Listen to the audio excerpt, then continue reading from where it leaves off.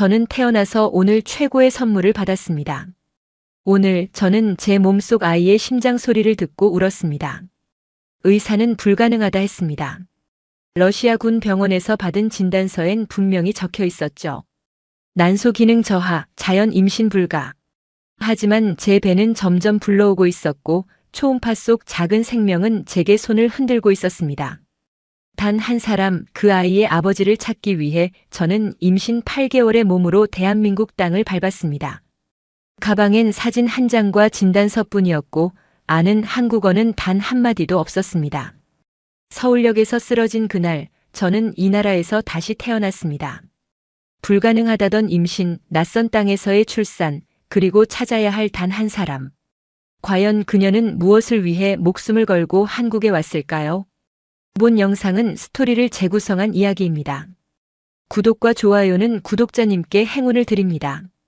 어디서 시청하고 계신지 지역을 댓글로 남겨주세요. 저는 알리나입니다. 러시아 블라디보스토크에서 태어나 8남매 중 맞이로 자랐습니다. 아버지는 군사학교 교수셨고 어머니는 간호사였죠. 제가 14살 때 어머니가 교통사고로 돌아가셨습니다. 그날부터 저는 엄마가 되어야 했습니다. 어머니 장례식이 끝난 다음 날 저는 부엌에 섰습니다. 7명의 동생들이 식탁에 앉아 저를 바라봤습니다. 막내 미샤는 겨우 4살이었습니다. 울먹이는 목소리로 물었죠. 누나, 엄마 언제 와? 저는 대답할 수 없었습니다. 대신 냉장고를 열었습니다. 계란과 빵이 있었습니다. 어머니가 해주시던 아침을 기억하며 저는 계란을 풀었습니다. 손이 떨렸지만 울지 않으려 애썼습니다. 동생들 밥을 챙기고 학교 보내고 숙제를 봐주고 재우는 일. 모두 제 몫이 되었습니다. 아버지는 군인이셨기에 집을 자주 비웠고 저는 16살에 이미 어른이 되어 있었습니다. 친구들이 연애 얘기를 할 때 저는 동생들 학비를 어떻게 마련할지 고민했습니다. 새벽 5시에 일어나 아침을 준비하고 동생들을 깨워 밥을 먹였습니다.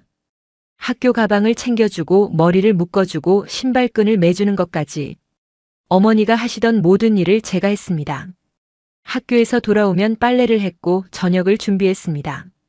밤이 되면 동생들 숙제를 봐주고 재운 뒤에야 제 공부를 할 수 있었습니다. 둘째 동생 나타샤가 10살 때였습니다. 학교에서 싸움에 휘말렸다며 선생님께서 연락을 주셨습니다. 저는 부모님 대신 학교에 갔습니다. 선생님 앞에 앉아 저는 고개를 숙였습니다. 죄송합니다. 제가 잘 못 봐서 그렇습니다. 부모님은 어디 계십니까? 아버지는 군 복무 중이시고 어머니는 돌아가셨습니다. 선생님의 얼굴이 굳었습니다. 그리고 조용히 말씀하셨습니다. 당신이 몇 살이죠? 16입니다.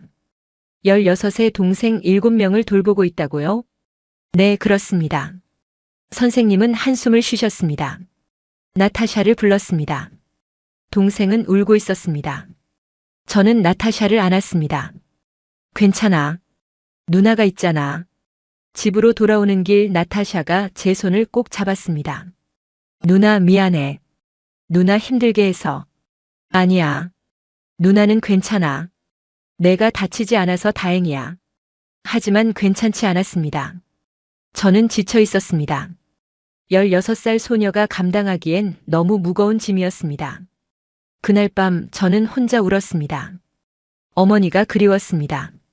20살이 되던 해 저는 육군사관학교에 지원했습니다. 학비가 면제되고 월급을 받을 수 있다는 이유였죠. 동생들을 먹여 살리기 위해서였습니다. 아버지는 반대하셨습니다. 딸이 군인이 되는 걸 원치 않으셨죠. 하지만 저는 고집을 꺾지 않았습니다. 알리나, 너는 엄마가 되어야 해. 군인은 내 길이 아니야. 아버지의 목소리엔 슬픔이 배어 있었습니다. 아버지, 저는 이미 엄마예요. 10년 동안 엄마 노릇을 했어요. 이젠 제 인생을 살고 싶어요. 군대는 여자가 갈 곳이 아니다. 너무 힘들어. 전 이미 충분히 힘든 삶을 살았어요. 이젠 제가 선택한 힘든 삶을 살고 싶어요. 아버지는 더 이상 말씀하지 않으셨습니다. 그렇게 저는 장교가 되었고 통신대에 배치받았습니다. 사관학교 첫날 교관이 소리쳤습니다. 여자 생도는 딱 둘이다. 남자들보다 2배로 뛰어라. 그래도 인정 못 받는다. 훈련은 상상 이상으로 혹독했습니다. 영하 30도의 추위 속에서 야외 작전을 나가고 50kg의 장비를 메고 산을 오르는 일이 일상이었습니다. 남자 동기들도 힘들어하는 훈련을 저는 이를 악물고 버텼습니다. 여자라서 약하다는 소리를 듣고 싶지 않았습니다. 첫 번째 행군 때 저는 쓰러질 뻔했습니다. 30km를 완전 군장으로 걸어야 했습니다. 발에 물집이 잡혔고 어깨가 짓눌렸습니다. 하지만 저는 멈추지 않았습니다. 한 발 또 한 발 앞으로 나갔습니다. 동기 한 명이 제게 말했습니다. 알리나 포기해. 여자가 이걸 어떻게 버텨? 저는 그를 똑바로 봤습니다. 나는 10년 동안 동생 7명 키웠어. 이 정도는 아무것도 아니야. 그 말에 동기들이 조용해졌습니다. 저는 끝까지 완주했습니다. 그날부터 동기들은 저를 다르게 봤습니다. 5년이 흘렀습니다. 저는 중령으로 진급했고 부대에서도 인정받는 장교가 되었습니다. 통신 전문가로서 실력을 인정받았고 부하들도 저를 따랐습니다. 하지만 제 몸은 조용히 신호를 보내고 있었습니다. 생리가 불규칙해졌고 극심한 피로에 시달렸습니다. 처음엔 훈련 때문이라 생각했습니다. 하지만 증상이 심해지자 군 병원에서 정밀 검사를 받았습니다. 검사 결과를 기다리는 일주일은 지옥 같았습니다. 밤마다 최악의 상황을 상상했습니다. 혹시 암은 아닐까, 심각한 병은 아닐까? 하지만 결과는 예상과 달랐습니다. 알리나 중령, 난소 기능이 심각하게 저하되어 있습니다. 자연 임신은 거의 불가능합니다. 의사의 말이 귓전을 울렸습니다. 32살 저는 그렇게 엄마가 될 수 없는 몸이 되었습니다. 진단서를 받아든 손이 떨렸습니다. 글씨가 흐릿하게 보였습니다. 원인이 뭡니까? 과도한 육체적 스트레스, 영양 불균형, 호르몬 교란. 여러 요인이 복합적으로 작용했습니다. 군 생활이 주된 원인일 가능성이 높습니다. 저는 웃었습니다. 쓴웃음이었습니다. 동생들을 키우느라 청춘을 포기했고 군인이 되어 몸까지 망가뜨렸습니다. 그리고 이제 제 아이를 가질 수 없게 되었습니다. 평생 동생들 엄마 노릇을 하면서도 언젠가는 제 아이를 품에 안을 수 있을 거라 믿었습니다. 제 뱃속에서 자라는 생명을 제 손으로 키우는 아이를 꿈꿨습니다. 그 꿈이 한순간에 사라지는 순간이었습니다. 병원을 나와 저는 한참을 걸었습니다. 블라디보스토크의 거리는 차갑고 어두웠습니다. 바람이 얼굴을 때렸지만 눈물은 나오지 않았습니다. 너무 충격적이어서 울 수조차 없었습니다. 아버지께 전화를 드렸습니다. 목소리가 떨렸지만 울지 않으려 애썼습니다. 아버지, 저 괜찮습니다. 원래 군인으로 살기로 했으니까요. 거짓말이었습니다. 전화를 끊자마자 저는 한참을 울었습니다. 아무도 없는 막사에서 베개를 껴안고 소리 없이 울었습니다. 그날 밤 저는 제 인생을 돌아봤습니다. 14살의 어머니를 잃었고 20살의 군인이 되었고 32살의 불임 판정을 받았습니다. 제가 원했던 삶은 무엇이었을까요? 저는 한 번도 제 꿈을 생각해 본 적이 없었습니다. 동기 하나가 찾아왔습니다. 옆에 앉아 조용히 물었습니다. 알리나 괜찮아? 괜찮아. 거짓말. 내 표정 보면 알아. 저는 고개를 돌렸습니다.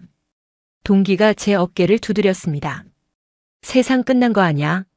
입양도 있고 방법은 많아. 난 내 아이를 낳고 싶었어. 내 뱃속에서 자란 내 피를 나눈 아이를. 알아. 하지만 인생은 우리가 원하는 대로 되지 않잖아. 그 말이 맞았습니다. 인생은 제 뜻대로 되지 않았습니다.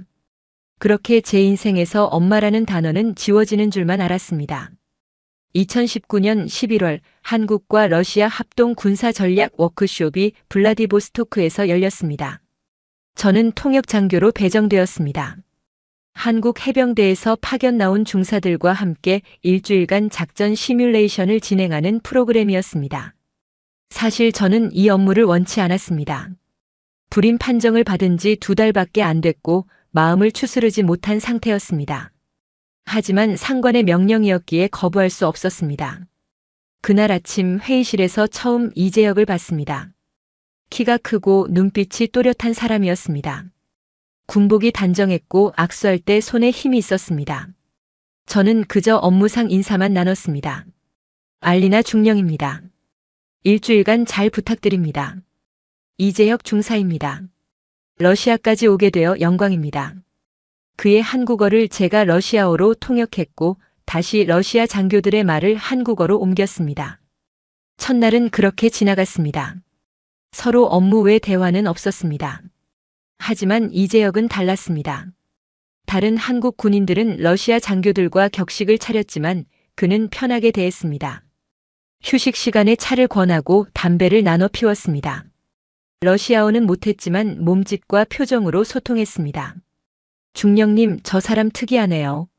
러시아 동료가 제게 말했습니다. 뭐가요? 군인 같지 않아요. 너무 인간적이에요. 그 말이 맞았습니다. 이재혁은 군인이면서도 딱딱하지 않았습니다. 명령에 복종하면서도 자기 생각을 분명히 말했습니다. 회의 중에도 질문이 많았고 이유를 물었습니다. 이틀째 되던 날 저녁 훈련이 끝나고 숙소로 돌아가는 길이었습니다. 이재혁이 제게 말을 걸었습니다. 중령님, 혹시 저녁 드셨습니까? 아직입니다. 저희 팀이 한국 음식 준비했는데 같이 드시겠습니까? 저는 잠시 망설였습니다. 군인으로서 적절한 거리를 유지해야 한다고 배웠습니다. 하지만 그날따라 혼자 식사하고 싶지 않았습니다. 며칠 전 아버지와 통화하면서 다퉜던 기억이 떠올랐습니다. 아버지는 제가 전역하고 결혼하길 바라셨지만 저는 거부했습니다. 아이를 가질 수 없는데 무슨 결혼을 하겠습니까? 감사합니다. 같이 먹겠습니다. 한국 음식은 처음이었습니다. 김치찌개와 밥, 반찬이 푸짐하게 차려졌습니다. 이재혁이 먹는 법을 알려줬습니다. 김치를 밥 위에 얹어 먹는 것, 찌개를 밥에 말아 먹는 것. 매웠지만 맛있었습니다. 이건 뭐예요? 김치입니다. 한국 사람은 매일 먹어요. 매운데 맛있네요. 처음엔 다들 그래요. 근데 자꾸 먹다 보면 중독돼요. 저는 웃었습니다. 오랜만에 웃는 것 같았습니다. 이재혁도 웃었습니다. 러시아 군인들도 이렇게 함께 밥 먹나요? 이재혁의 질문이었습니다. 네, 같이 먹습니다. 하지만 이렇게 푸짐하진 않아요. 한국에선 밥이 중요합니다. 밥 한 끼 같이 먹으면 가족이라고 생각하죠. 그 말이 마음에 와닿았습니다. 밥 한 끼가 가족을 만든다는 말. 저는 동생들과 밥을 나눠 먹으며 가족을 지켜왔습니다. 그 마음이 한국에도 있다는 게 신기했습니다. 저도 동생들이랑 매일 밥 먹었어요. 어머니 돌아가신 후로 제가 만든 밥으로요. 동생이 많아요? 7명이요. 이재혁이 놀랐습니다. 7명이요? 중령님이 다 키우셨어요? 네, 14살 때부터요. 와, 그럼 중령님이 엄마였네요. 그렇죠. 저는 평생 엄마였어요. 그 말을 하자 가슴이 먹먹했습니다. 평생 엄마였지만 정작 제 아이는 가질 수 없었습니다. 이재혁이 제 표정을 봤는지 조심스럽게 물었습니다. 힘드셨겠어요? 처음엔 힘들었죠.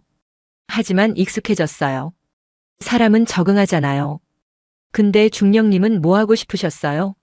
동생들 키우는 것 말고요. 저는 대답할 수 없었습니다. 제가 뭘 하고 싶었는지 한 번도 생각해 본 적 없었으니까요. 일주일 내내 우리는 함께 훈련하고 저녁마다 밥을 먹었습니다. 이재혁은 군인이기 전에 사람이어야 한다는 말을 자주 했습니다. 명령에 복종하는 것도 중요하지만 사람을 먼저 생각해야 한다고 했습니다. 중령님, 군인이 되길 후회한 적 없어요? 셋째 날 저녁 이재혁이 물었습니다. 없어요. 이게 제 선택이었으니까요. 하지만 여자로서 포기한 것도 많았을 텐데요. 포기요? 뭘 포기했죠? 결혼, 가정, 아이. 그 순간 제 가슴이 철렁했습니다. 이재혁은 모르고 한 말이었지만 제게는 칼이 되어 꽂혔습니다. 저는 웃으며 말했습니다. 전 원래 그런 거 관심 없었어요. 거짓말이었습니다. 관심이 없는 게 아니라 가질 수 없게 되었습니다. 하지만 그 사실을 이재혁에게 말할 수 없었습니다. 중령님은 왜 군인이 되셨습니까? 마지막 날 저녁 이재혁이 다시 물었습니다. 저는 이번엔 솔직하게 대답했습니다. 동생들을 먹여 살리기 위해서였습니다. 엄마가 돌아가시고 제가 엄마가 되어야 했으니까요. 그럼 중령님의 꿈은 뭐였습니까? 모르겠어요. 꿈을 꿔본 적이 없어서요. 이재혁이 저를 똑바로 봤습니다. 그의 눈엔 연민이 아닌 존경이 담겨 있었습니다. 꿈을 찾으세요. 늦지 않았습니다. 중사님은 꿈이 뭐예요? 저요? 저는 좋은 아빠가 되는 게 꿈이에요. 아빠요? 네, 제 아버지는 군인이셨는데 항상 집을 비우셨어요. 저는 아버지 얼굴도 제대로 못 봤죠. 그래서 나중에 제가 아이를 갖게 되면 좋은 아빠가 되고 싶어요. 그의 말에 가슴이 뭉클했습니다. 저는 아이를 가질 수 없지만 그는 좋은 아빠가 될 수 있을 것 같았습니다. 그날 밤 우리는 처음이자 마지막으로 가까워졌습니다. 술을 몇 잔 마셨고 이야기를 나눴습니다. 그리고 자연스럽게 서로의 온기를 나눴습니다. 다음 날 아침 이재혁은 떠났습니다. 공항으로 가는 버스에 타기 전 그가 말했습니다. 중령님 꿈꾸세요. 아직 늦지 않았어요. 저는 고개를 끄덕였습니다. 연락처를 묻지 않았고 그도 주지 않았습니다. 그저 스쳐 지나가는 인연이라 생각했습니다. 일주일간의 따뜻함이었을 뿐이라고 믿었습니다. 하지만 그 믿음은 틀렸습니다. 그 일주일이 제 인생을 완전히 바꿔놓을 줄은 몰랐습니다. 2020년 2월 생리가 멈췄습니다. 처음엔 스트레스 때문이라 생각했습니다. 훈련 강도가 높았고 부대 내 업무도 많았습니다. 게다가 불임이라는 진단을 받았기에 임신 가능성은 전혀 생각하지 않았습니다. 하지만 한 달이 지나도 두 달이 지나도 생리가 오지 않았습니다. 몸이 이상했습니다. 아침마다 속이 메스꺼웠고 냄새에 민감해졌습니다. 평소 좋아하던 커피 냄새도 못 맡겠더군요. 동료 하나가 저를 보며 말했습니다. 알리나 얼굴이 왜 그래? 임신한 사람 같은데? 농담이었습니다.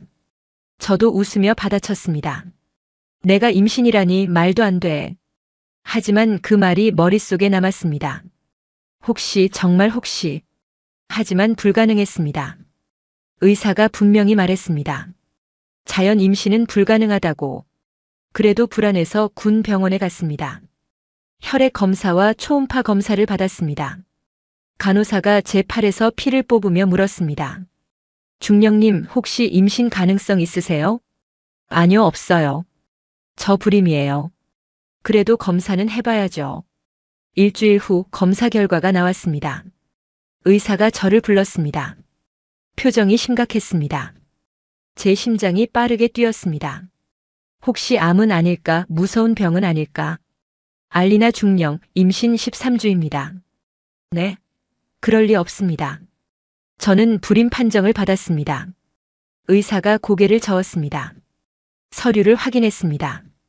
맞습니다.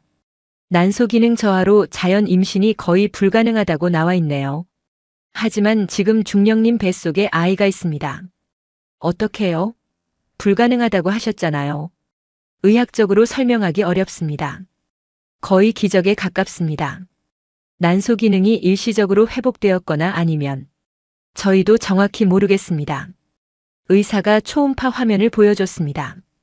작은 점 같은 게 움직이고 있었습니다. 심장이 뛰는 소리가 들렸습니다.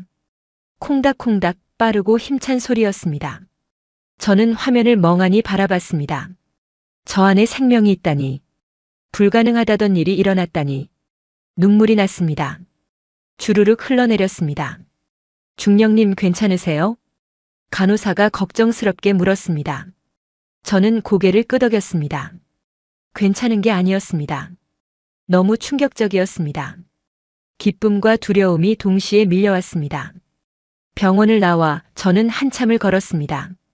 블라디보스토크의 거리는 여전히 추웠지만 제 가슴은 뜨거웠습니다. 제 배를 쓰다듬었습니다. 아직 불러오지 않았지만 그 안에 생명이 있다는 게 믿기지 않았습니다. 하지만 동시에 현실이 밀려왔습니다. 아이 아빠는 한국에 있었습니다. 이재혁. 이름만 알고 연락처도 주소도 몰랐습니다. 그를 어떻게 찾아야 할까요? 군인인 저는 임신 사실이 알려지면 전역해야 했습니다. 규정이 그랬습니다. 그럼 월급이 끊깁니다. 동생들 학비는 어떻게 하나, 생계는 어떻게 꾸려가나 수많은 걱정이 머릿속을 채웠습니다. 막사로 돌아와 저는 침대에 누웠습니다. 천장을 바라보며 생각했습니다. 이 아이를 어떻게 키우지? 혼자서 키울 수 있을까? 아이 아빠에게 알려야 하나 말아야 하나? 밤이 깊었습니다. 저는 결심했습니다. 이재혁을 찾아가야겠다고. 아이 아빠에게 이 사실을 알려야겠다고. 그가 어떤 반응을 보일지 모르지만 알 권리는 있었습니다. 다음 날 아침 저는 아버지께 전화를 드렸습니다. 떨리는 목소리로 말씀드렸습니다. 아버지, 할 말이 있어요. 무슨 일이냐? 제가 임신했어요. 전화 너머로 긴 침묵이 흘렀습니다. 아버지의 숨소리만 들렸습니다. 알리나, 내가 불임이라며. 저도 몰랐어요. 기적이래요, 의사가. 아이 아버지는 누구냐? 한국 해병대 중사예요. 이재혁이라는 사람이에요. 연락은 되느냐? 아니요, 연락처를 몰라요. 다시 침묵이 흘렀습니다. 저는 눈물을 참으며 말했습니다. 아버지, 저 이 아이 지키고 싶어요. 불가능하다던 아이예요. 기적 같은 아이예요. 알리나. 아버지, 제가 평생 동생들 엄마 노릇만 했잖아요. 이번엔 진짜 엄마가 되고 싶어요. 제 아이의 엄마로요. 아버지의 목소리가 떨렸습니다. 그래, 알았다. 내 뜻대로 해라. 감사합니다, 아버지. 하지만 혼자 키우기 힘들 거다. 그 남자를 찾아라. 아이 아빠에게 알려야 한다. 네, 그럴게요. 한국에 가려고요. 한국에? 어떻게? 찾을 때까지 찾을 거예요. 해병대 본부에 가서 이재혁을 찾을 거예요. 아버지는 한숨을 쉬셨습니다. 그리고 조용히 말씀하셨습니다. 알리나, 조심해라. 임신한 몸으로 외국 가는 거 쉽지 않다. 괜찮아요. 저 강해요. 전화를 끊고 저는 다시 울었습니다. 이번엔 기쁨의 눈물이었습니다. 아버지의 허락을 받았습니다. 이제 한국에 갈 수 있었습니다. 그날 밤 저는 상관에게 전역 신청서를 제출했습니다. 임신 사실을 밝혔고 12년간의 군 생활을 끝내겠다고 했습니다. 상관은 안타까워했습니다. 알리나 중령, 정말 전역하시는 겁니까? 장군까지 갈 수 있는 인재인데. 죄송합니다. 하지만 저는 이제 엄마가 되려고 합니다. 아이 아버지는요? 한국에 있습니다. 찾으러 갈 겁니다. 상관은 고개를 끄덕였습니다. 알겠습니다. 행운을 빕니다. 2020년 9월 저는 정식으로 전역했습니다. 12년간 입었던 군복을 벗었습니다. 동료들이 작별 인사를 했습니다. 알리나, 행복해라. 좋은 엄마 되길. 한국에서 잘 살아. 저는 모두에게 감사했습니다. 그리고 새로운 삶을 시작할 준비를 했습니다. 임신 7개월이었습니다. 배가 제법 불러 있었습니다. 하지만 저는 멈출 수 없었습니다. 동생들에게도 말했습니다. 모두 놀랐지만 축하해 주었습니다. 누나, 진짜 임신했어? 둘째 나타샤가 물었습니다. 응, 기적이야. 누나 불임이라며? 그랬는데 아기가 생겼어. 동생들이 제 배를 만졌습니다. 막내 미샤가 말했습니다. 누나, 우리 조카 낳으면 내가 돌봐줄게. 고마워, 미샤. 하지만 저는 알고 있었습니다. 한국에 가면 동생들을 자주 못 볼 거라는 걸. 그래도 가야 했습니다. 아이 아빠를 찾아야 했습니다. 2020년 11월 저는 임신 8개월의 몸으로 대한민국에 입국했습니다. 가방엔 이재혁의 사진 한 장과 제 진단서, 그리고 옷까지 몇 벌뿐이었습니다. 한국어는 한마디도 할 줄 몰랐습니다. 인천공항에 도착했을 때 저는 압도당했습니다. 너무 많은 사람들, 너무 빠른 속도, 모르는 언어들. 안내판을 봐도 무슨 뜻인지 알 수 없었습니다. 공항 직원에게 영어로 물었습니다. 서울역이 어디예요? 공항철도 타세요. 직통으로 갑니다. 저는 공항철도를 탔습니다. 사람들이 가득했습니다. 배가 불러 서 있기 힘들었지만 자리가 없었습니다. 한 학생이 자리를 양보해 줬습니다. 앉으세요. 한국어였지만 몸짓으로 이해했습니다. 저는 감사하다고 고개를 숙였습니다. 서울역에 도착했습니다. 사람들이 너무 많았습니다. 어디로 가야 할지 몰랐습니다. 인터넷으로 검색해보니 해병대 본부가 용산에 있다고 했습니다. 하지만 어떻게 가는지 몰랐습니다. 역 안에서 지도를 봤습니다. 한글로 쓰여 있어서 읽을 수 없었습니다. 사람들에게 물어봤지만 러시아어를 아는 사람은 없었습니다. 영어로 물어봐도 다들 바빠서 그냥 지나갔습니다. 11월에 서울은 추웠습니다. 러시아보다는 덜했지만 바람이 차갑게 불었습니다. 배가 무겁고 허리가 아팠습니다. 아침부터 아무것도 먹지 못했습니다. 비행기에서 준 음식만 먹었을 뿐이었습니다. 벤치에 앉아 쉬려 했습니다. 뱃속에 아이가 움직였습니다. 발로 제 배를 찼습니다. 아프기보단 신기했습니다. 이 아이가 곧 세상에 나올 거라니. 아가야, 조금만 기다려. 아빠 찾으면 다 괜찮을 거야. 배를 쓰다듬으며 중얼거렸습니다. 하지만 점점 현실이 막막해졌습니다. 이재혁을 어떻게 찾지? 해병대가 얼마나 큰지도 모르는데 한 사람을 어떻게 찾나요? 시간이 지났습니다. 오후가 되었고 해가 기울었습니다. 저는 여전히 역에 앉아 있었습니다. 몸이 점점 무거워졌습니다. 머리가 어지러웠습니다. 일어나려 했지만 다리에 힘이 없었습니다. 시야가 흐려졌습니다. 사람들의 목소리가 멀어졌습니다. 저는 그대로 쓰러졌습니다. 아가씨, 괜찮으세요? 누군가의 목소리가 들렸습니다. 할머니 목소리 같았습니다. 손이 제 이마를 짚었습니다. 애가 임신했는데 왜 이래? 누가 좀 도와줘요. 주변 사람들이 모였습니다. 하지만 저는 정신을 잃었습니다. 깨어났을 때 낯선 방이었습니다. 작은 원룸 같았는데 식초 냄새가 강하게 났습니다. 제 배 위에 담요가 덮여 있었고 옆에 할머니 한 분이 앉아 계셨습니다. 정신 들었네. 얼마나 놀랐는지 아냐? 할머니가 한국말로 말씀하셨지만 저는 알아들을 수 없었습니다. 그래도 목소리가 따뜻했습니다. 걱정하는 표정이 역력했습니다. 할머니는 제 가방을 뒤져서 여권을 찾아냈습니다. 러시아 여권을 보시더니 고개를 끄덕이셨습니다. 러시아?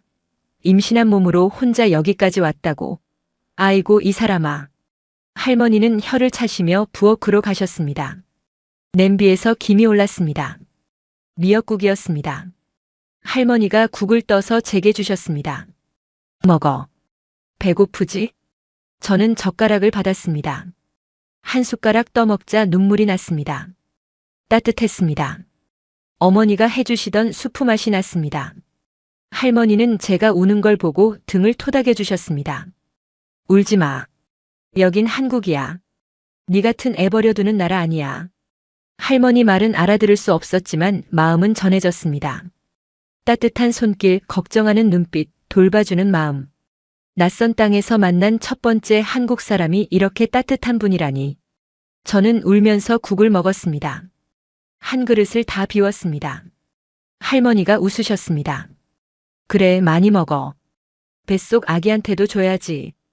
그날 밤 저는 할머니 댁 작은 방에서 잤습니다. 이불이 따뜻했고 베개가 푹신했습니다. 오랜만에 편하게 잤습니다.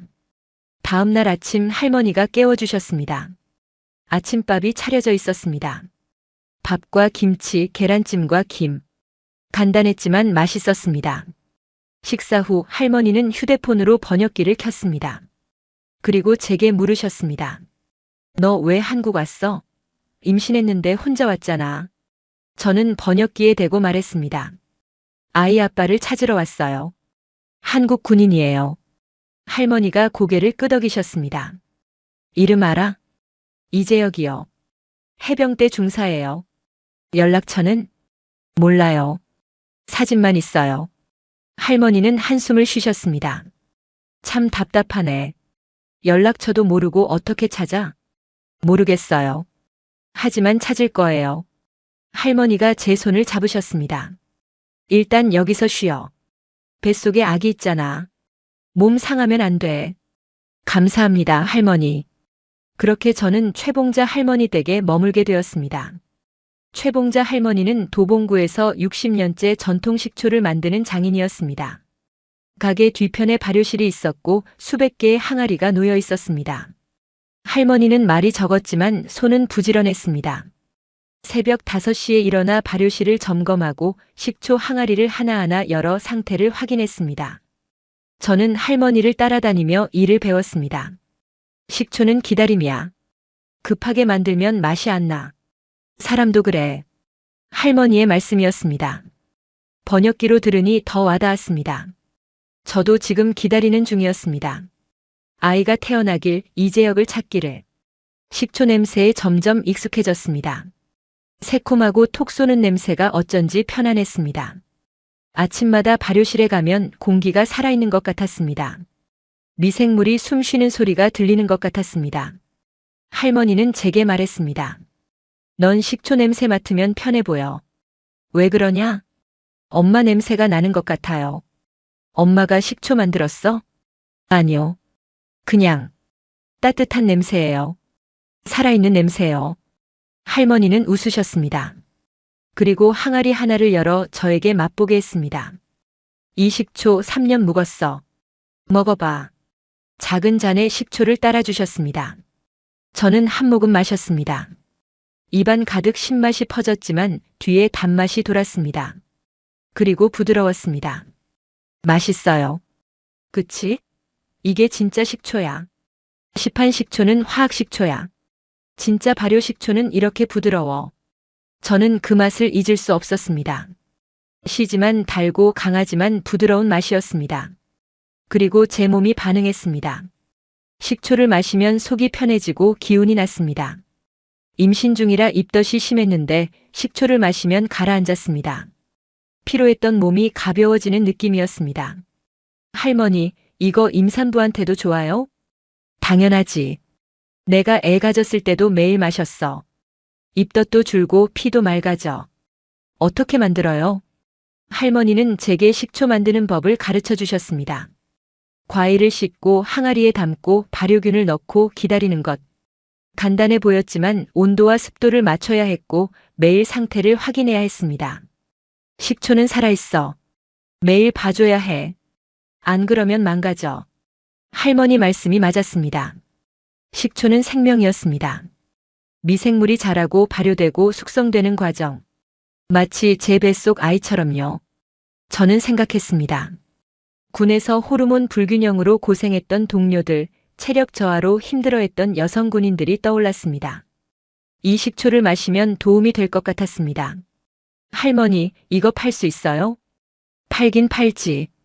근데 요즘 젊은 사람들은 식초 안 마셔.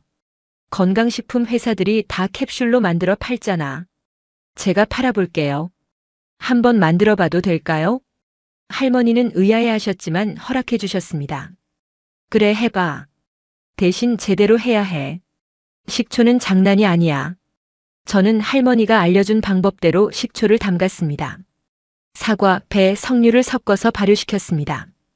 여성 건강에 좋다는 재료들을 골랐습니다. 임신 중이라 몸을 많이 움직일 순 없었지만 할 수 있는 일은 했습니다. 과일을 씻고 자르고 항아리에 담았습니다. 할머니가 옆에서 지켜봐 주셨습니다. 천천히 해. 뱃속에 아기 있잖아. 괜찮아요, 할머니. 이 정도는 할 수 있어요. 식초를 담그고 나니 뭔가 시작하는 기분이었습니다. 3개월을 기다려야 했습니다. 그 사이 저는 아이를 낳을 준비를 했습니다. 할머니는 제게 한국어를 가르쳐 주셨습니다. 간단한 인사말부터 시작했습니다. 안녕하세요, 감사합니다, 죄송합니다. 매일 조금씩 배웠습니다. 알리나 한국 살려면 한국말 해야 해. 열심히 배워. 네, 할머니. 배울게요. 밤마다 한국어 책을 읽었습니다. 어려웠지만 포기하지 않았습니다.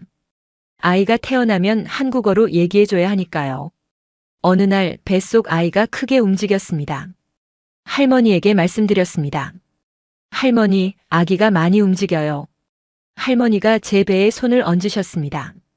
아이가 차는 게 느껴졌습니다. 건강하네. 이 아이 힘이 세다. 네, 아빠 닮았나 봐요.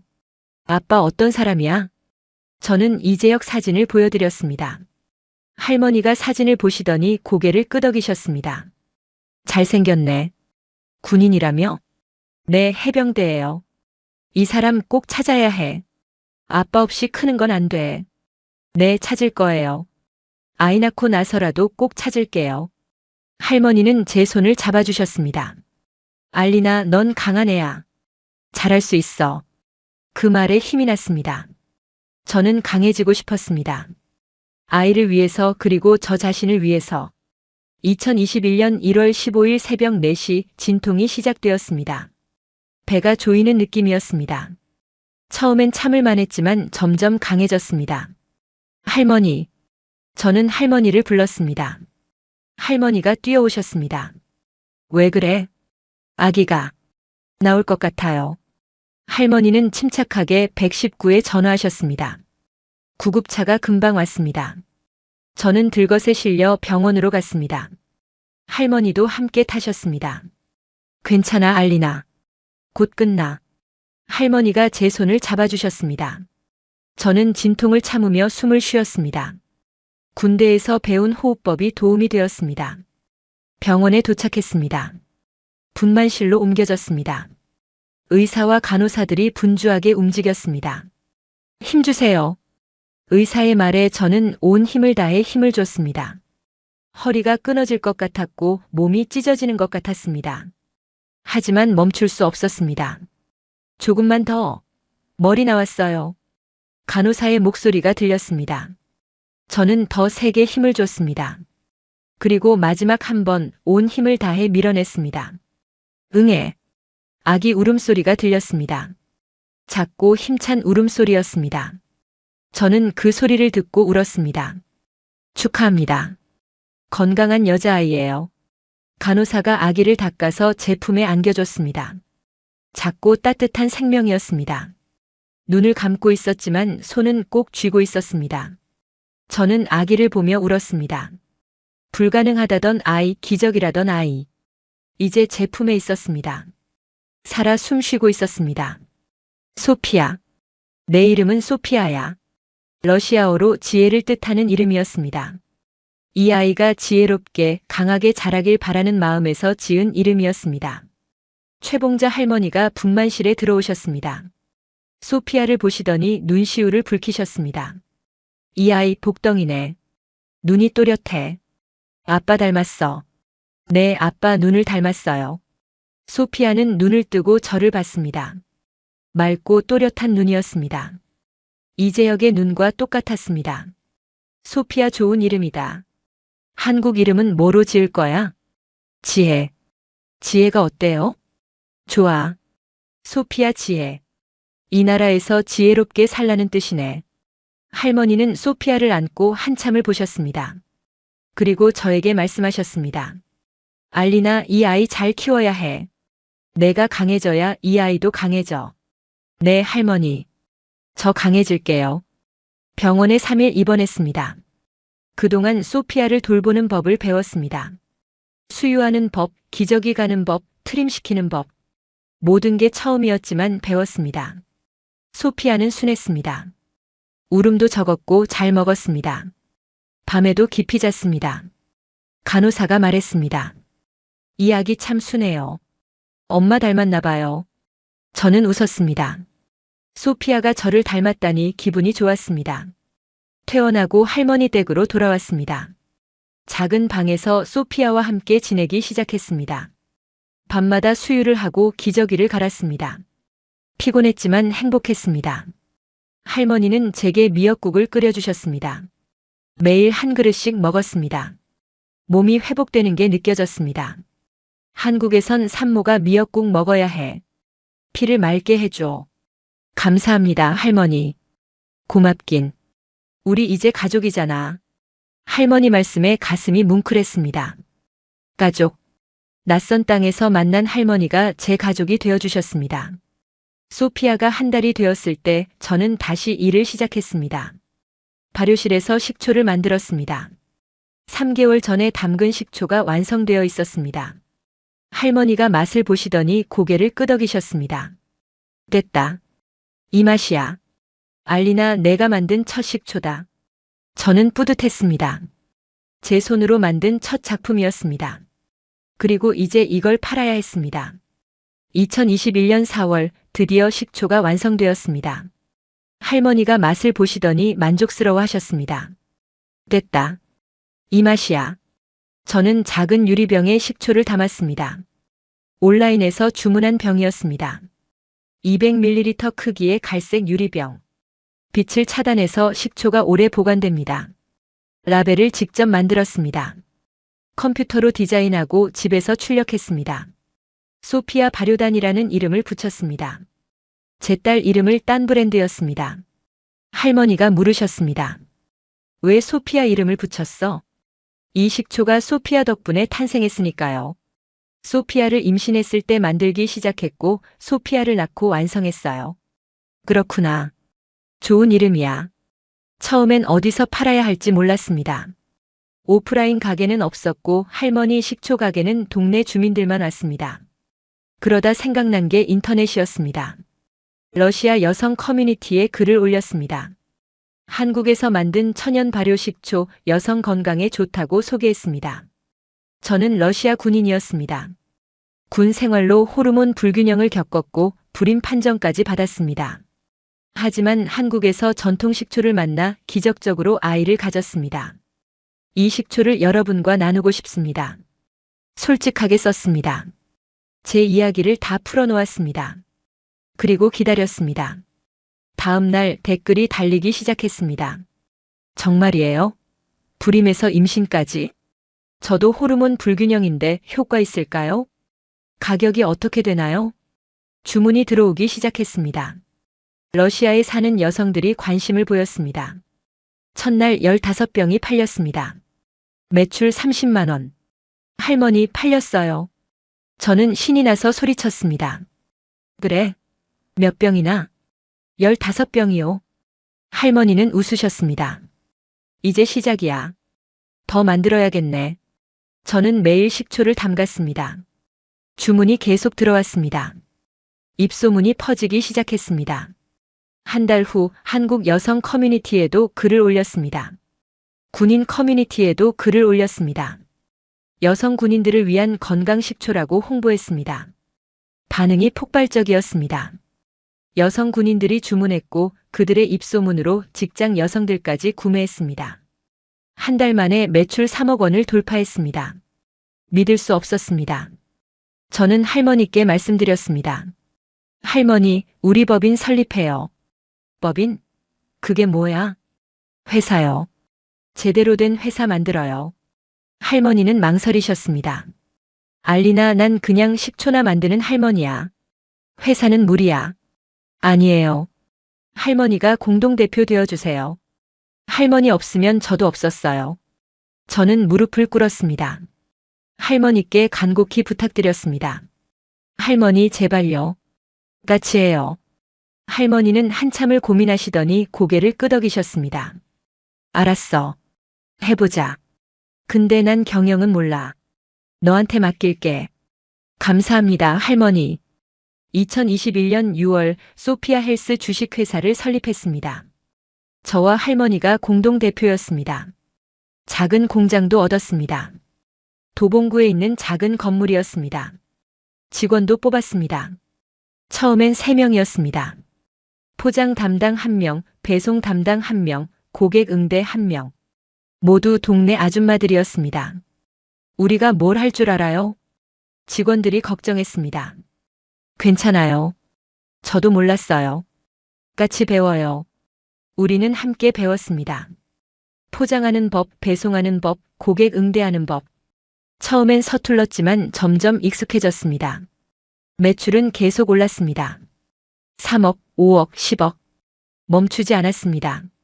고객들이 재구매했고 새로운 고객들이 계속 생겼습니다. 리뷰가 올라왔습니다. 생리통이 줄었어요. 피부가 좋아졌어요. 속이 편해졌어요. 긍정적인 반응이 쏟아졌습니다. 저는 매일 리뷰를 읽으며 감사했습니다. 소피아는 할머니와 제가 번갈아가며 돌봤습니다. 아이를 업고 일했습니다. 소피아가 자는 동안 식초를 담갔고 깨어나면 수유를 했습니다. 힘들었지만 행복했습니다. 제 손으로 일하고 돈을 벌고 아이를 키우는 삶. 이게 제가 원하던 삶이었습니다. 2022년 소피아 헬스는 건강식품업계에서 돌풍을 일으켰습니다. 매출이 100억을 넘어섰고 직원도 50명으로 늘었습니다. 어느 날 MBC에서 연락이 왔습니다. 소피아 헬스 대표님 인터뷰하고 싶습니다. 저는 놀랐습니다. 방송 인터뷰라니. 하지만 거절할 이유가 없었습니다. 촬영 당일 저는 한복을 입었습니다. 러시아 사람이지만 한국에서 사업하니 한복을 입고 싶었습니다. 할머니가 한복을 빌려주셨습니다. 이쁘다. 한국 사람 같아. 할머니의 말씀에 저는 웃었습니다. 인터뷰가 시작되었습니다. 기자가 물었습니다. 어떻게 한국에 오셨나요? 아이 아빠를 찾으러 왔습니다. 아이 아빠요? 네, 한국 군인이었어요. 저는 러시아 군인이었고요. 짧게 만났지만 아이가 생겼습니다. 그래서 찾으러 오셨군요. 네, 하지만 못 찾았어요. 대신 새로운 삶을 찾았습니다. 기자가 관심을 보였습니다. 저는 제 이야기를 했습니다. 불임 판정, 기적적인 임신, 한국행, 최봉자 할머니와의 만남, 소피아 출산, 사업 시작. 모든 걸 솔직하게 말했습니다. 힘들지 않으셨어요? 힘들었죠. 하지만 포기하지 않았어요. 소피아를 위해서라도요. 소피아는 지금 몇 살인가요? 18개월입니다. 카메라가 소피아를 비췄습니다. 소피아는 할머니 품에 안겨 웃고 있었습니다. 이쁘네요. 아빠를 닮았나요? 네, 눈이 아빠 닮았어요. 아빠는 아직 못 찾으셨어요? 네, 못 찾았어요. 하지만 언젠가는 찾을 거예요. 방송이 나간 후 반응이 폭발적이었습니다. 시청자들이 감동했다고 했습니다. 주문이 쇄도했습니다. 서버가 다운될 정도였습니다. 한 달 만에 매출 200억 원을 돌파했습니다. 믿을 수 없는 숫자였습니다. 언론 인터뷰 요청이 쏟아졌습니다. 신문, 잡지, TV 모두 제 이야기를 듣고 싶어 했습니다. 저는 선택적으로 인터뷰했습니다. 제 이야기가 누군가에게 힘이 되길 바랐습니다. 포기하지 말라고, 꿈을 꾸라고 말하고 싶었습니다. 어느 인터뷰에서 기자가 물었습니다. 성공의 비결이 뭐라고 생각하세요? 포기하지 않은 것이요. 그리고 좋은 사람들을 만난 거요. 좋은 사람들이요? 네, 최봉자 할머니, 제 직원들, 그리고 고객들. 모두 저를 도와주셨어요. 한국에 대해 어떻게 생각하세요? 제게 두 번째 인생을 준 나라예요. 서울역에서 쓰러졌을 때 저는 끝이라고 생각했어요. 하지만 한국 사람들이 저를 살려줬어요. 이 나라가 저를 받아줬기에 가능했어요. 그 말이 기사 제목이 되었습니다. 한국이 제게 두 번째 인생을 줬습니다. 반응이 뜨거웠습니다.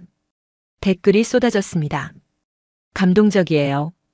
응원합니다. 아이 아빠 찾으셨으면 좋겠어요. 하지만 마음 한구석은 여전히 비어 있었습니다. 이재혁. 아직 찾지 못했습니다. 소피아는 잘하고 있었지만 아빠가 없었습니다. 밤마다 소피아에게 아빠 사진을 보여줬습니다. 이 사람이 내 아빠야. 소피아는 사진을 보며 웃었습니다. 아빠. 그 말에 가슴이 아팠습니다. 소피아에게 아빠를 찾아줘야 했습니다. 2022년 11월 서울시 주최 다문화 기업 포럼이 열렸습니다. 저는 발표자로 초대받았습니다. 한국에서 성공한 외국인 기업가로서 경험을 나누는 자리였습니다. 강연장은 시청 대회의실이었습니다. 200명이 넘는 사람들이 참석했습니다. 기업인, 공무원, 언론인들이 모였습니다. 저는 무대에 올라갔습니다. 마이크를 잡았습니다. 떨렸지만 침착하게 시작했습니다. 안녕하세요. 소피아 헬스 대표 알리나입니다. 박수가 터졌습니다. 저는 제 이야기를 시작했습니다. 저는 3년 전 임신 8개월의 몸으로 한국에 왔습니다. 가방엔 사진 한 장과 진단서뿐이었습니다. 한국어는 한마디도 몰랐고 아는 사람도 없었습니다. 관객들이 조용히 들었습니다. 서울역에서 쓰러졌습니다. 그때 저는 끝이라고 생각했습니다. 하지만 한 분이 저를 살려주셨습니다. 최봉자 할머니께서 저를 집으로 데려가 밥을 먹이고 재워주셨습니다. 할머니 이름을 언급하자 관객석에서 할머니가 손을 흔드셨습니다. 사람들이 웃었습니다. 저는 딸 소피아를 낳았고 할머니와 함께 사업을 시작했습니다. 처음 매출은 30만 원이었습니다. 하지만 포기하지 않았습니다. 제 목소리가 떨렸습니다. 지금 소피아 헬스는 연 매출 200억 원, 직원 50명의 회사가 되었습니다. 불가능해 보였던 일이 가능해졌습니다. 한국이라는 나라가 한국 사람들이 저를 받아줬기 때문입니다. 박수가 터졌습니다. 저는 잠시 멈췄다가 말을 이었습니다. 하지만 저는 아직 찾고 있는 사람이 있습니다. 관객들이 조용해졌습니다. 제 딸의 아버지입니다. 이재혁이라는 이름의 해병대 중사였습니다. 3년 전 블라디보스토크에서 만났고 일주일간 함께 일했습니다. 하지만 연락처를 남기지 않았고 그 후로 찾지 못했습니다. 제 목소리가 떨렸습니다. 혹시 이 자리에 그분이 계시거나 아시는 분이 계시다면 연락 주시길 부탁드립니다. 소피아에게 아빠를 찾아주고 싶습니다. 말을 마치자 관객석에서 움직임이 있었습니다. 한 남자가 천천히 일어섰습니다. 군복을 입고 있었습니다. 저는 그를 봤습니다. 심장이 멎는 것 같았습니다. 이재혁이었습니다. 3년 만에 재회였습니다. 그는 저를 똑바로 바라봤습니다. 얼굴에 충격과 혼란이 역력했습니다. 저는 무대에서 내려왔습니다. 다리가 떨렸지만 걸었습니다. 사람들 사이를 지나 그에게 다가갔습니다. 관객석 뒤편에는 최봉자 할머니가 소피아를 안고 있었습니다. 소피아가 이재혁을 봤습니다. 그리고 말했습니다. 엄마, 저 아저씨 나랑 닮았어. 관객들이 숨을 죽였습니다.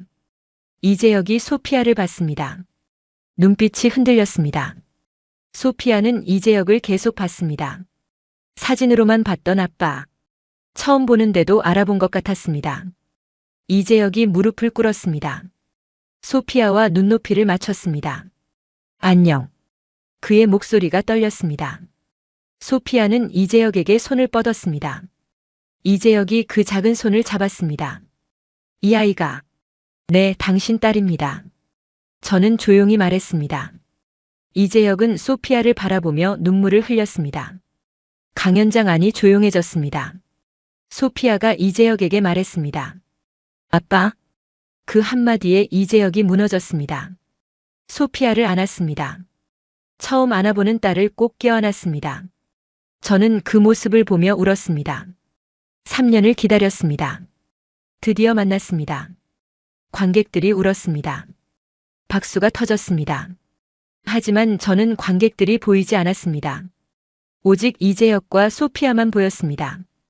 이재혁이 저를 봤습니다. 중령님. 아니, 알리나 씨. 오랜만입니다, 중사님. 우리는 서로를 봤습니다. 3년이라는 시간이 흘렀지만 그의 눈빛은 그대로였습니다. 강연이 끝나고 우리는 조용한 카페로 자리를 옮겼습니다. 소피아는 최봉자 할머니와 함께 남았고 저와 이재혁만 마주 앉았습니다. 미안합니다. 이재혁이 먼저 말했습니다. 몰랐습니다. 중령님이. 아니, 알리나 씨가 임신했다는 것도 한국에 왔다는 것도 연락할 방법이 없었습니다. 저도 당신을 찾으려 했지만 해병대가 어딘지도 몰랐어요. 제가 무책임했습니다. 그때 연락처라도 남겼어야 했는데. 저는 고개를 저었습니다. 아니에요. 우리 둘 다 그럴 생각 없었잖아요. 그냥 스쳐 지나가는 인연이라 생각했죠. 하지만 아이가 생겼습니다. 이재혁의 목소리가 떨렸습니다. 제 책임입니다. 제가 소피아를, 제 딸을 책임지겠습니다. 저는 그를 똑바로 봤습니다. 책임이 아니라 사랑할 수 있나요? 이재혁이 멈췄습니다. 책임감으로 아빠가 되는 건 싫어요. 소피아는 사랑받을 자격이 있어요. 의무가 아니라 진심으로요.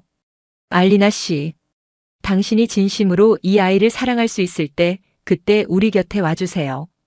억지로는 안 돼요. 이재혁은 한참을 생각했습니다. 커피를 한 모금 마시고 저를 봤습니다. 솔직히 말하면 지금 머리가 복잡합니다.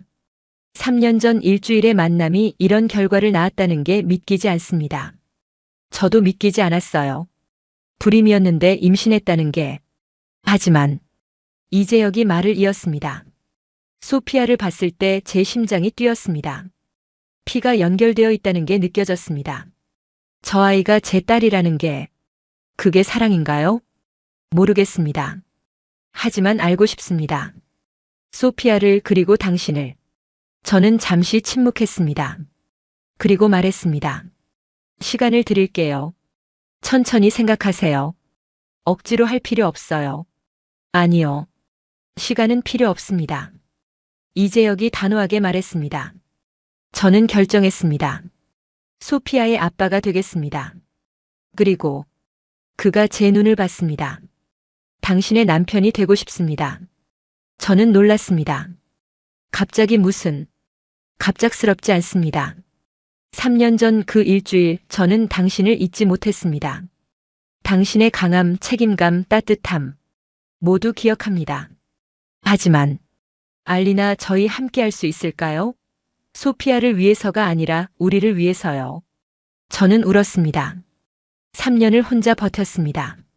소피아를 혼자 키웠습니다. 이제 함께할 사람이 생긴다는 게 믿기지 않았습니다. 시간을 주세요. 저도 준비가 필요해요. 알겠습니다. 기다리겠습니다. 그날 이후 우리는 자주 만났습니다. 이재혁은 주말마다 도봉구로 왔습니다. 소피아와 시간을 보냈습니다.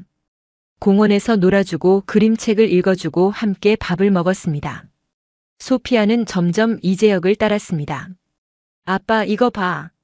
소피아가 그림을 그려서 보여줬습니다. 이재혁이 웃으며 받았습니다. 우와, 소피아 그림 잘 그리네. 응, 아빠 그렸어. 이재혁의 얼굴이 환해졌습니다. 저는 그 모습을 보며 확신했습니다. 이 사람은 진심이구나. 석 달 후 이재혁이 제게 말했습니다. 부대 전출 신청했습니다. 서울로 오게 됐어요. 정말요? 네, 소피아 곁에 있고 싶어요. 그리고 당신 곁에도요. 저는 울었습니다. 그리고 그를 안았습니다. 감사합니다. 우리 곁에 와줘서. 제가 감사하죠. 저를 받아줘서. 그날 밤 우리는 소피아에게 말했습니다. 소피아야, 아빠가 우리랑 같이 살 거야.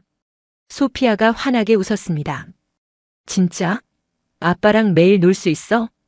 응, 매일 놀 수 있어. 소피아가 이재혁을 안았습니다. 이재혁이 소피아를 들어 올렸습니다.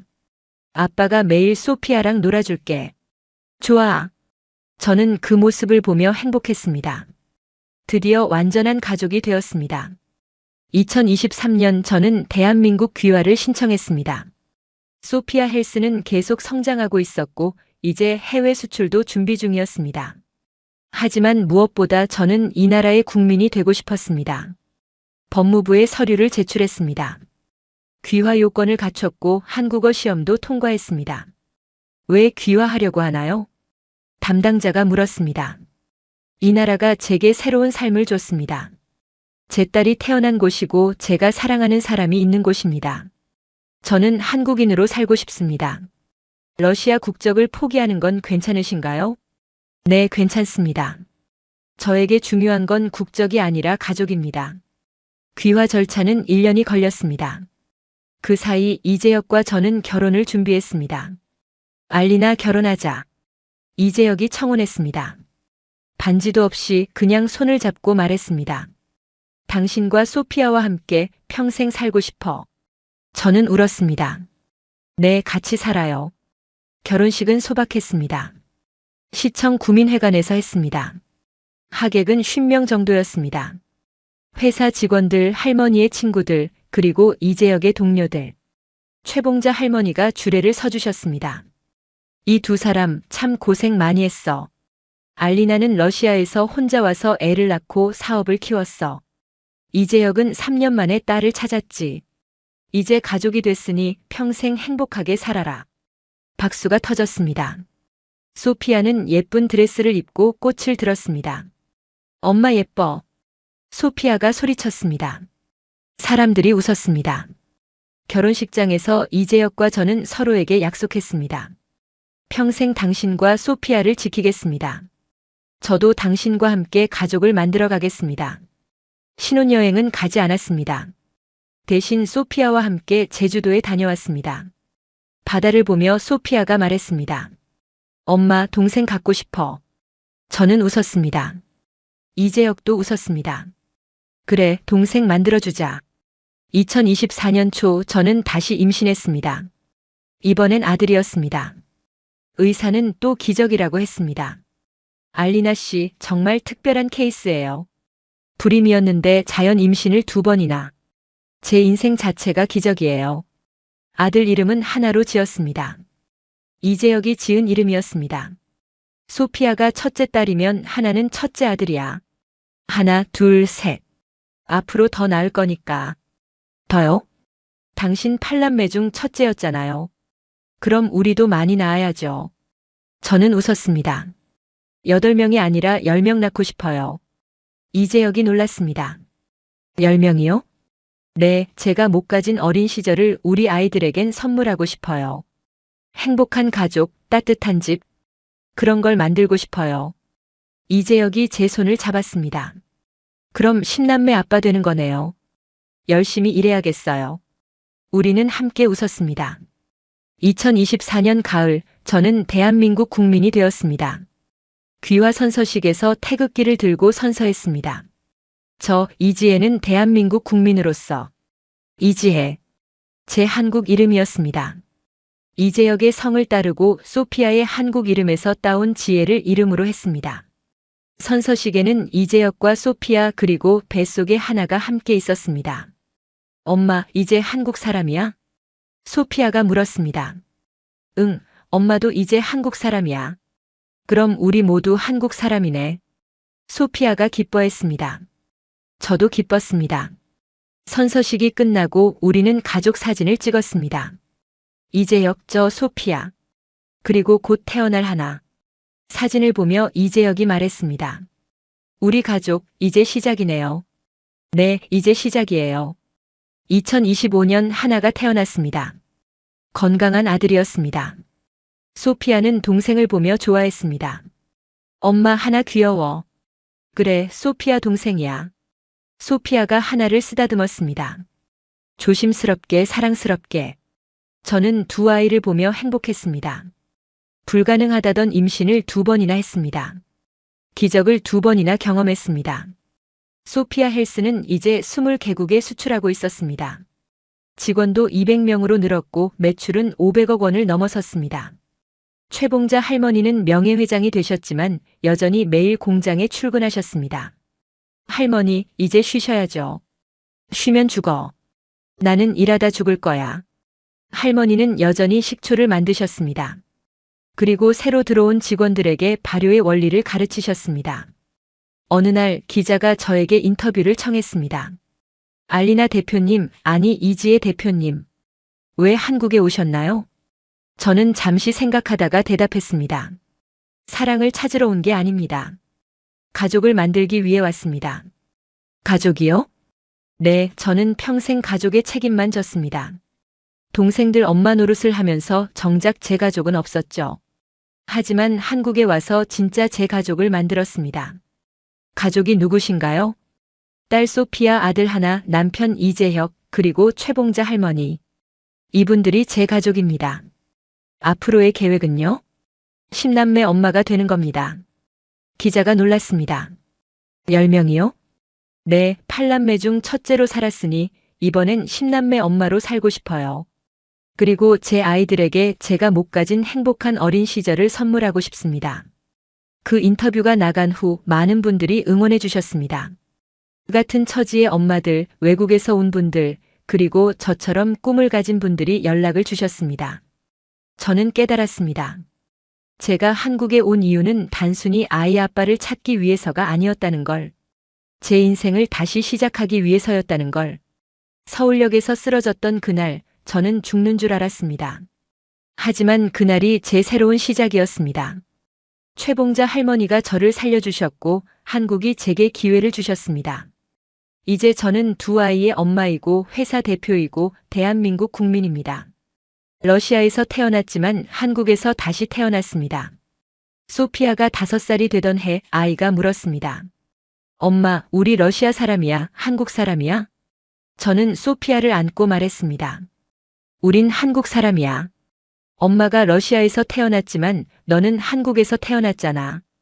그리고 우리 가족은 모두 한국에 있어. 그럼 나도 한국 사람이네. 그럼 너는 당당한 한국 사람이야. 소피아가 웃었습니다. 저도 웃었습니다. 이재혁이 우리를 안아주었습니다. 하나도 웃고 있었습니다. 지금 저는 세 번째 아이를 임신 중입니다. 또 기적이라고 합니다. 하지만 저에겐 더 이상 기적이 아닙니다. 이게 제 삶이니까요. 불가능을 가능으로 만드는 게 제 인생이니까요. 도봉동 작은 골목 최봉자 할머니의 식초. 가게에서 시작된 제 인생은 이제 대한민국 전역으로 퍼져나가고 있습니다. 그리고 앞으로도 계속 퍼져나갈 것입니다. 러시아에 계신 아버지께 영상통화를 드렸습니다. 소피아와 하나를 보여드렸습니다. 아버지는 우셨습니다. 알리나, 넌 잘했다. 정말 잘했어. 감사합니다, 아버지. 한국이 너한테 잘해주는구나. 네, 이 나라가 제게 새 삶을 줬어요. 아버지는 고개를 끄덕이셨습니다. 나도 곧 한국 갈게. 손주들 보러. 네, 아버지. 기다릴게요. 전화를 끊고 저는 창밖을 봤습니다. 서울의 하늘이 보였습니다. 맑고 푸른 하늘이었습니다. 이곳이 제 집입니다. 대한민국 서울 도봉구. 이곳이 제가 뿌리내린 땅입니다. 그리고 제 아이들이 자랄 땅입니다. 저는 러시아 군인이었지만 이제 한국 엄마입니다. 불임이었지만 이제 새 아이의 엄마입니다. 아무것도 없이 왔지만 이제 모든 걸 가졌습니다. 여러분께 묻고 싶습니다. 불가능이란 게 정말 있을까요? 저는 없다고 생각합니다. 포기하지 않으면, 믿음을 잃지 않으면 언젠가는 이루어진다고 믿습니다. 서울역에서 쓰러졌던 그날, 저는 끝이라고 생각했습니다.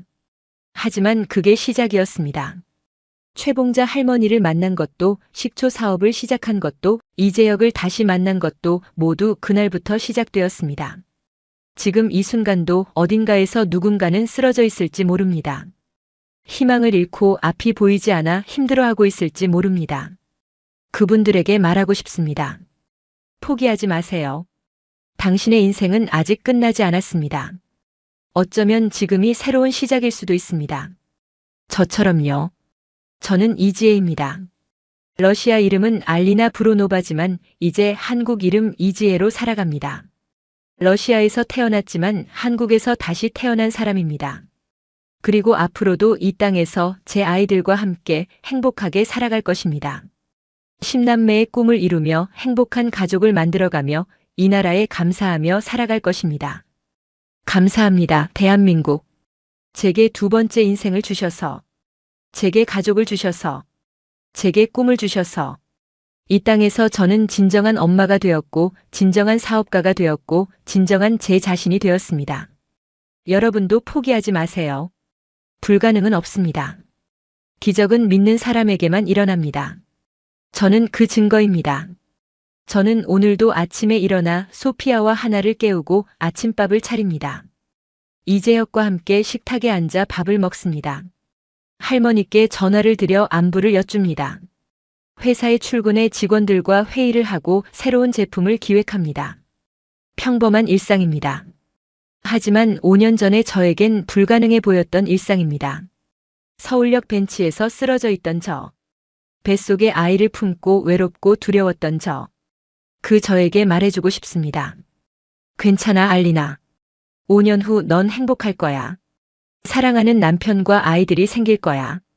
성공한 사업가가 될 거야. 그리고 무엇보다 진정한 내 자신이 될 거야. 그러니 포기하지 마. 한 걸음만 더 가봐. 한 번만 더 일어나봐. 기적은 내가 만드는 거야. 저는 그렇게 믿으며 살아왔습니다.